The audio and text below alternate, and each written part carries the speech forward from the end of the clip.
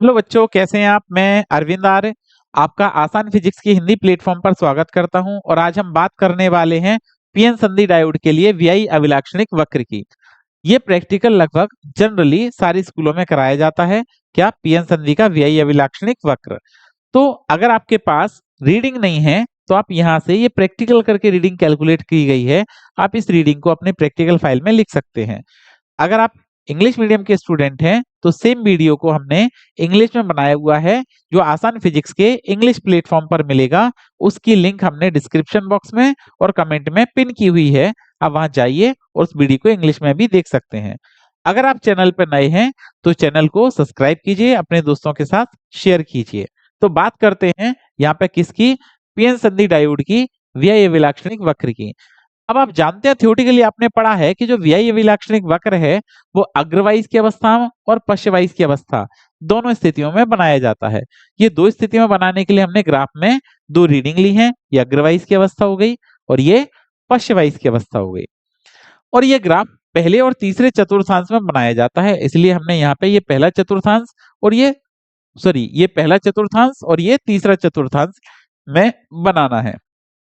Graph को बनाने से पहले आप देखिए यहाँ पे जो आपको ग्राफ पेपर है उसमें इस टाइप से खाने बन रहे होंगे, इस टाइप से आपके स्क्वायर्स बन रहे होंगे, ठीक है, वर्ग बन रहे होंगे। ये जो वर्ग है वो 1 सेंटीमीटर का होता है, एक एक जगह, ठीक है। एक खाना जो है 1 सेंटीमीटर 1 सेंटीमीटर। चलिए बात कर लेते हैं तो इस पैमाने की, इसलिए ये मैथमेटिकली सेंटीमीटर में है तो वोल्ट या एम्पियर के बराबर नहीं हो सकता, इसलिए हमको स्केल माननी पड़ेगी। तो चलिए स्केल लेते हैं। तो आपने लिखा पैमाना, स्केल, पैमाना। पैमाना क्या लेना है?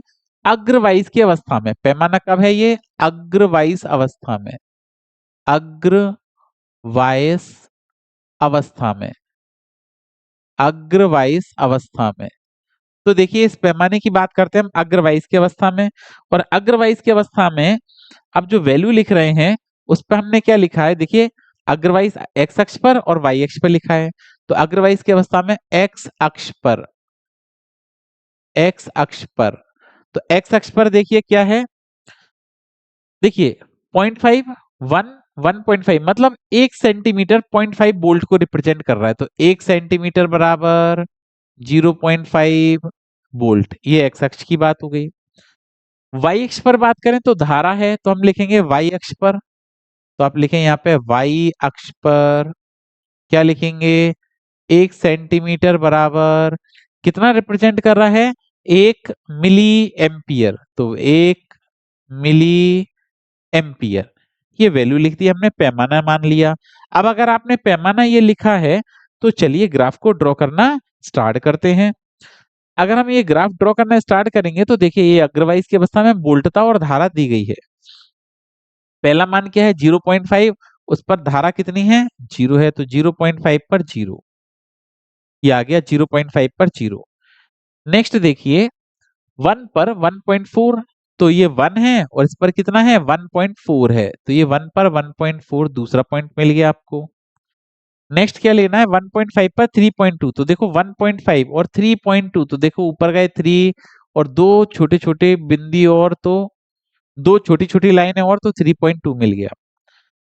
2 पर 4.8 है तो ये 2 हो गया और इस पर आपको कहां जाना है? 4.8 की तरफ जाना है, तो ये 4.8 हो गया, ठीक है। नेक्स्ट 2.5 पे 6.2, तो 2.5 हो गया और ये 6.2, तो 6 और 2 पॉइंट और तो 6.2।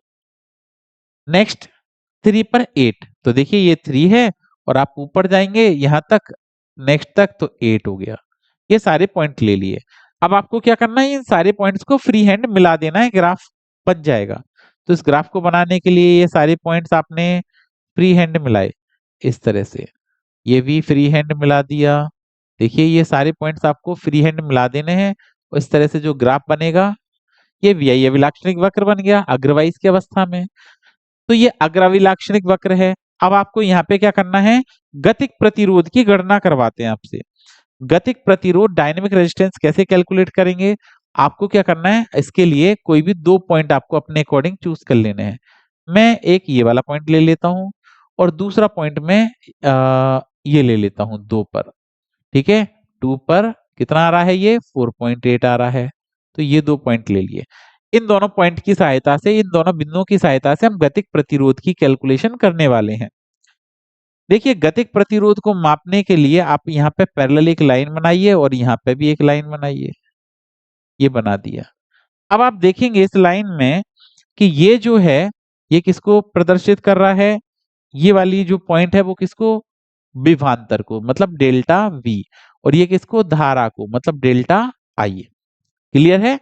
और गतिक प्रतिरोध का सूत्र अगर हम देखें, अग्रगतिक प्रतिरोध तो विभवांतर में परिवर्तन बटे धारा में परिवर्तन, ये अग्रगतिक प्रतिरोध होता है। चलिए आगे बात करें तो आप यहाँ पे क्या लिख पाएंगे, V final minus V initial upon I final minus I initial, ये आपने वैल्यू डालनी है। चलिए फाइनल जो आप मान रहे हैं विभवांतर को वो कितना मान रहे हैं, 2 वोल्ट, और प्रारंभिक जो आपने मान लिया वो 1 लिया है, यहां मैं लिख रहा हूं 2 माइनस 1 अपॉन, धारा की बात कर लेते हैं, अंतिम धारा का मान कितना है आपके पास में, तो 4.8 है। तो देखिए यहां पे लिखा 4.8 माइनस प्रारंभिक धारा कितनी है, 1.4 है आपकी, तो ये 1.4 हो गई। अब लेकिन ये सभी मान आपको किस में दिए गए हैं, मिली एम्पियर में है धारा के मान। तो आपने यहाँ पे क्या करना है, 10 की घात -3 से गुणा कर देना है, मिली एम्पियर एम्पियर में बदल जाएगा। 2 माइनस 1 कितना आएगा, 1, इसको घटाइए 3.4, -3 ऊपर जाएगा तो कितना, 10 की पावर +3, दशमलव हटाओ तो 10 हो जाएगा ऊपर, मतलब ये मान आया आपके पास कितना, 5/17 इंटू 10⁻3।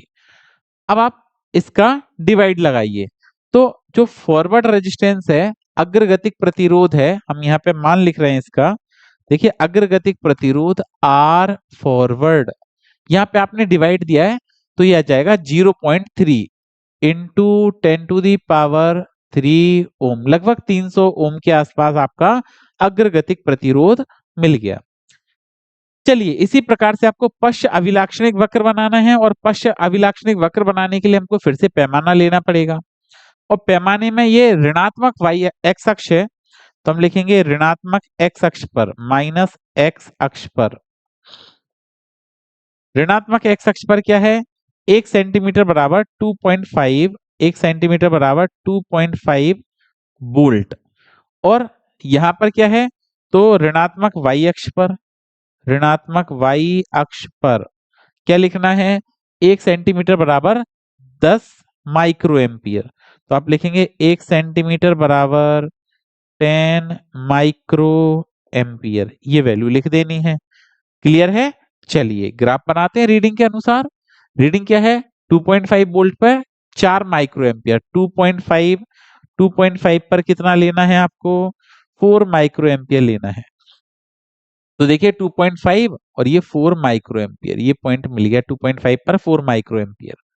नेक्स्ट आपका देखिए क्या है, 5 पर 8, तो 5 वोल्ट पर 8 माइक्रो एम्पियर है, तो ये 5 पर 8 हो गया। नेक्स्ट वैल्यू क्या लेनी है आपको, आपको लेनी है 7.5 पर 12, तो देखिए 7.5 और इसके सामने 10 और 2 पॉइंट और, तो ये 12 हो गया 7.5 पर 12। नेक्स्ट क्या है, 10 पर कितना है, 20, तो देखिए 10 और 10 के सामने 20, ये पॉइंट हो गया 10 पर 20। नेक्स्ट देखिए आपको क्या बनाना है, 10 पर 20 के बाद 12.5 पर 30, तो देखिए 12.5 पर आप जाएंगे 30, ये 12.5 पर 30। नेक्स्ट 15 पे 42, तो ये आपका 15 आया, और 15 पे कितना बनाना है आपको, देखिए 42, तो 40 और 2 लाइन है और 42। नेक्स्ट देखिए 17.5 पर 58, तो 17.5 पर 50 और 8, 58, ये पॉइंट हो गया 17.5 पर 58।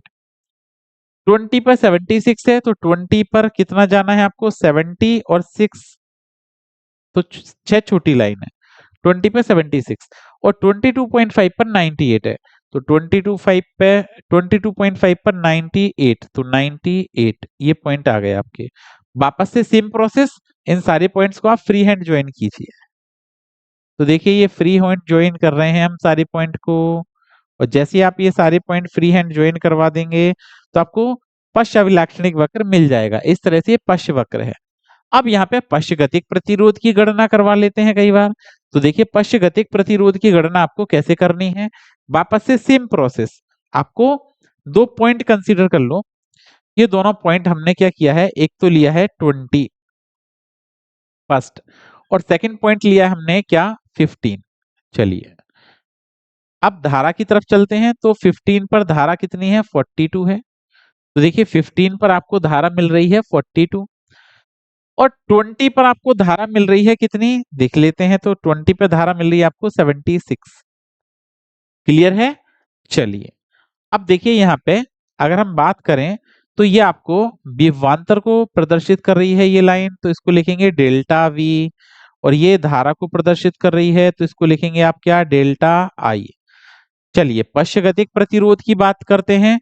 तो पश्चगतिक प्रतिरोध में R reverse formula same delta V upon delta I. और क्या लिखेंगे डेल्टा वी को मतलब V final minus V initial upon I final minus I initial. चलिए रिवर्स वाइज की बात कर लेते हैं।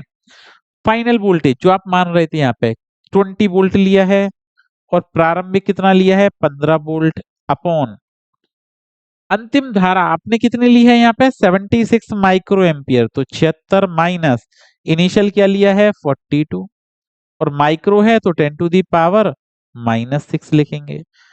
घटाइए 20 माइनस 15 तो 5 डिवाइडेड बाय कितना बचा ये 34 इंटू 10 टू दी पावर ऊपर जाएगा -6 तो +6 हो जाएगा। चलिए डिवाइड करते हैं इसका।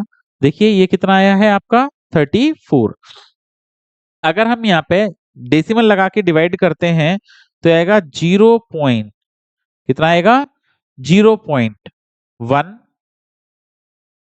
तो 0.1 और ये 0.6 तो या 0.5 के आसपास आ जाएगा 0.5 मेगा ओम।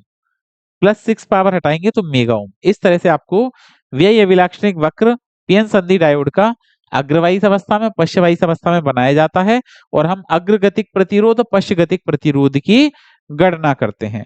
तो मिलते हैं नेक्स्ट लेक्चर में, तब तक पढ़ते रहिए, सुरक्षित रहिए। Thank you.